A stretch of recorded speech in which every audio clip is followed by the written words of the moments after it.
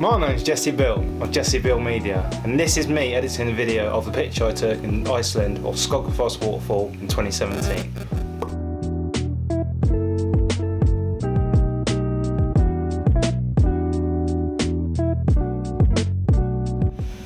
So the image I'm looking at here, I'm just editing Skogafoss waterfall. It's an image that I took back in 2017. It's my favourite place on earth, Iceland. One of the best shots I've ever taken, without a doubt. I just like the way that rainbow in particular cuts across the screen and in the flow of the waterfall as well, with a nice kind of white long exposure as well. It's just beautiful, especially with all the colours around it on the hillside and both the water either side as well. So starting off, I'd obviously start around with the light settings. I think at the moment it's kind of a bit too bright, it's a bit too blown out. So I'll quickly just get straight on to lowering the exposure, just kind of brings some of the colours back in and just kind of makes the waterfall stand out, especially in the whites as well. And then even with that rainbow as well, you can see it starts to pop out a little bit. Then start to whack up things like the contrast, so you get a bit more of a definition again in the water and also in the rainbow itself, as well as the hillside on either side. The next thing I would play around with for sure is definitely the blue from the sky and also in the rainbow. I like to play around, especially with picking between saturation and sometimes luminance, depending on kind of the way I want to edit it. So for this particular one, I did raise it just a little bit, just to kind of make it pop out just that little bit more.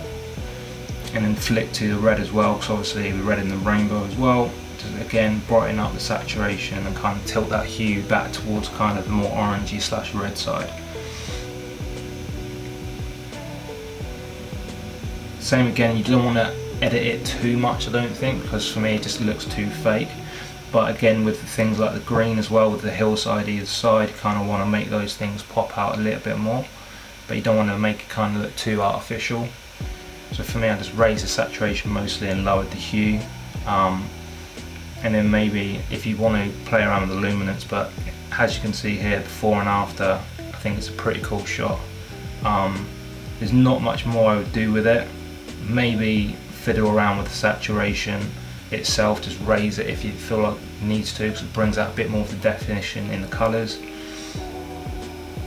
But then again, I also played around with things like sometimes before, things like the shadows potentially, although it's not too much of a dark image. So you can just whack up things like the vibrancy just to kind of make it pop out a little bit more on the screen. Maybe you can play around with the texture. Again, it just makes that a bit more of the definition come out in the image. And then same with the clarity as well, just make it a bit more clear. And kind of the definition of the people down below as well, and also kind of the mist coming off the water. If your certain lenses will kind of correct it, depending if there's a little bit of distortion inside it. So you can hit enable lens correction, but I think it will probably depend on what equipment you are using. But then this final product, I mean, there's nothing more that I would really do to it. It's just kind of a few tiny small alterations just to kind of make it absolutely picture perfect. But before and then we get after, and you can see the real contrast and colours.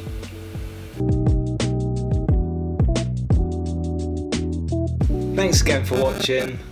Don't forget to like and subscribe. If you want to see more of these videos, I'm going to try and do some more of them again. So don't forget to hit that bell, like and subscribe, all down below, everywhere and which way. Bye!